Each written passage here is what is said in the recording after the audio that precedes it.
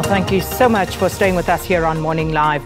The Commission of Inquiry into allegations of state capture is set to continue today after it was yesterday adjourned following security concerns.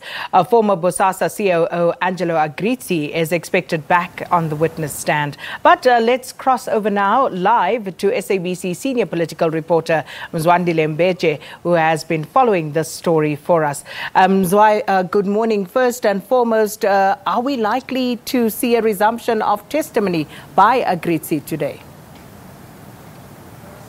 Absolutely, Sakina. The Commission has assured us that the proceedings will continue as normal this morning because the security situation that arose yesterday apparently has been attended to. So we expect everything to be normal today. And with regard to that security concern yesterday, can you just give us more detail as you know it right now? So what happened, Sakina, yesterday was that at around 11, Mr. Agrizzi asked to address the chair of the commission, Judge Zondo. He basically said to the chair, there are people that he used to work with who were from the police at some point, Mr. Solomon Sakhale, because that's why he was able to give the name. Basically saying that gave him a lot of concerns. Remember, he's been mentioning a number of names in how the BOSASA situation was being dealt with. And then he said it was a great concern for him because this person is no longer a police, but he was standing with the uniformed police. And on top of that, he was wearing an expired badge, so which did indeed pose a security risk. Remember, BOSASA by and large would deal with issues of security, so it should be easier for Mr. Agrizzi to really pick something if it's untoward. And then what happened, Sakina, during lunchtime, we expected to resume at around 2, but that didn't happen. So as we were wondering what was happening, so only at 3 did this commission sit, and then we were told that because of the security situation that arose, so the proceedings would be postponed. So as a result, they will make sure that they attend to all those things so that every witness is able to really come and testify here.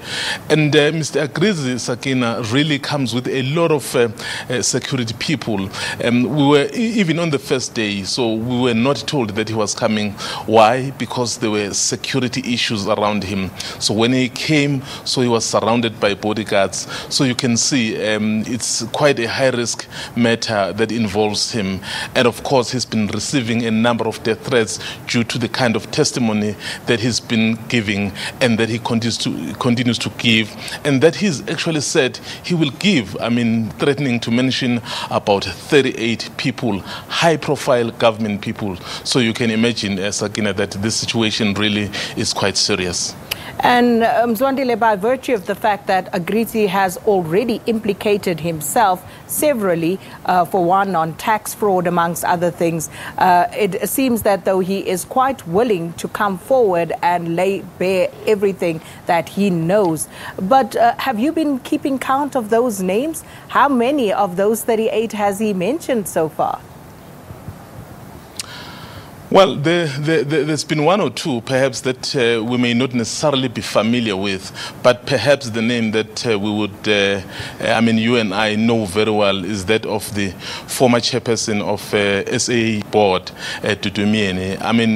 When the statement was read, that so how he was going to give his testimony, so one of the things that came out was that he was going to speak about Dudumieni. He says Dudumieni gave confidential documents, the NPA confidential documents to an individuals, and he says he has a video recording of that.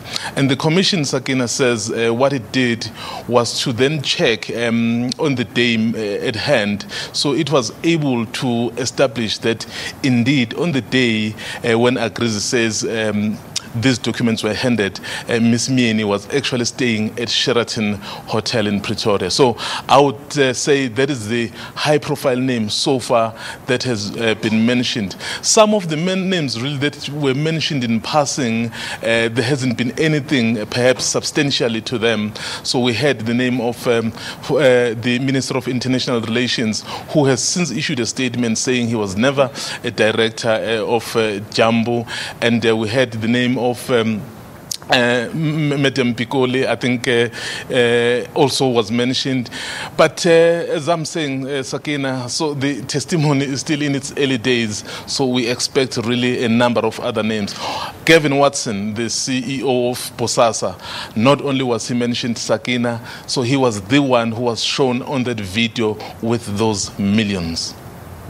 Well, Mzwandile, we're going to leave it there. And of course, no doubt the agenda will take this one forward as the testimony of Angelo Agrizzi will continue today at the Commission into State Capture. We're going to take a break.